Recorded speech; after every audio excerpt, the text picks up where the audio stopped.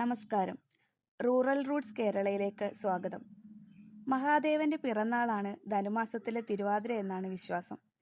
ശിവക്ഷേത്രങ്ങളിലും ഭഗവതി ക്ഷേത്രങ്ങളിലും ഈ ദിവസം വിശേഷമായി കൊണ്ടാടുന്നു.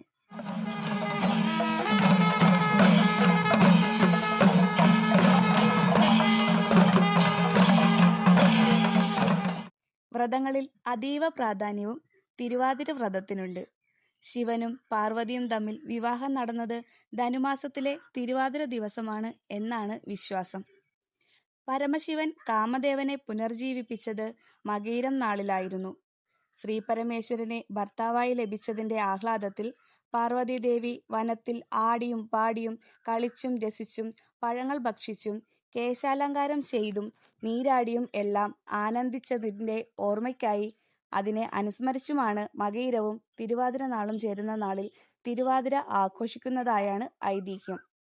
മാംഗല്യവതികൾ നെടുമാംഗല്യത്തിനും മക്കളുടെ ഐശ്വര്യത്തിനു വേണ്ടിയും അവിവാഹിതരായ യുവതികൾ ഉത്തമ വിവാഹം നടക്കാനും ഈ വ്രതം എടുത്തുവരുന്നു. മാരാരിക്കുളം ശ്രീ മഹാദേവ ക്ഷേത്രത്തിലെ തിരുവാതിര വിശേഷങ്ങൾ കാണാം.